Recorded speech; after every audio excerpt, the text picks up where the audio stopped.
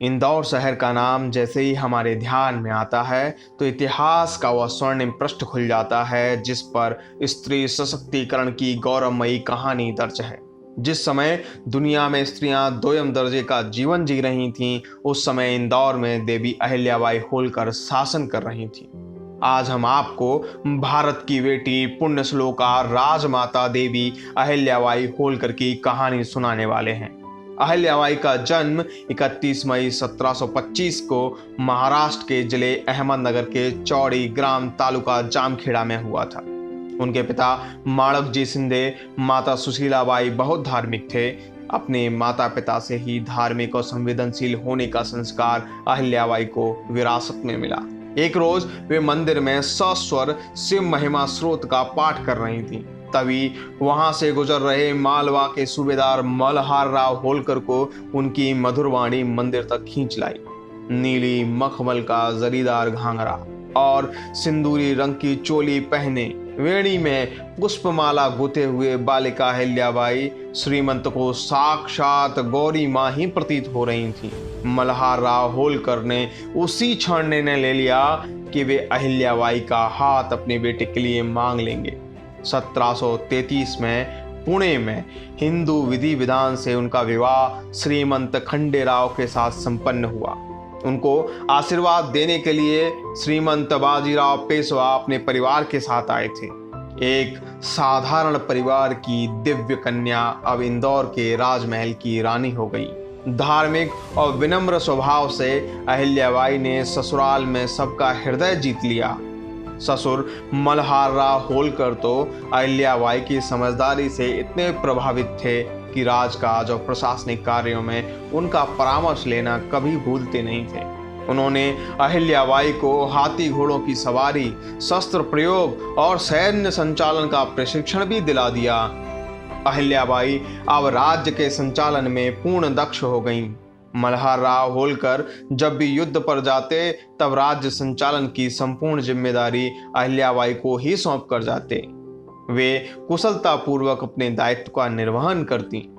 सबका हित चाहने वाली रानी के जीवन पर 1754 में भीषण वज्रपात हुआ। उनके पति खंडेराव युद्ध में वीरगति को प्राप्त हो गए।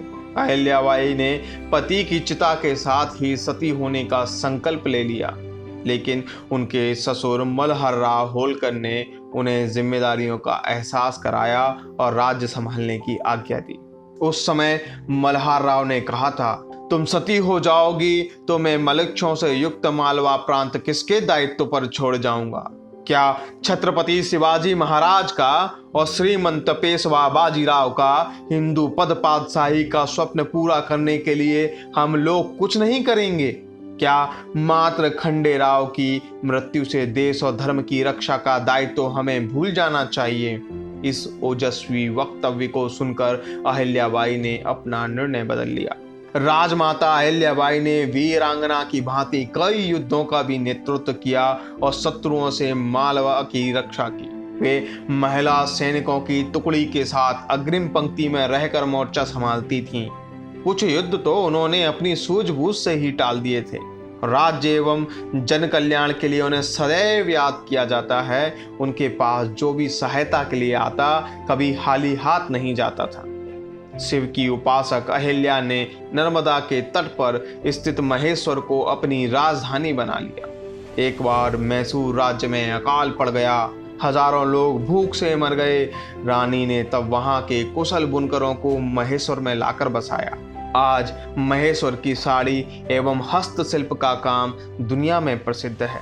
देवी अहिल्याबाई ने न केवल इंदौर महेश्वर में बल्कि काशी, गया, केदारनाथ, एलोरा, मथुरा, नासिक, प्रयाग, अयोध्या, अमरकंटक सहित देश के अलग अलग स्थानों पर मंदिरों का निर्माण एवं जीर्णोद्धार भी कराया। महेश्वर में मां नर्मदा के किनारे भव्य तट पर जो भव्य घाट बना है वह अपनी सुंदरता के लिए विश्व प्रसिद्ध है।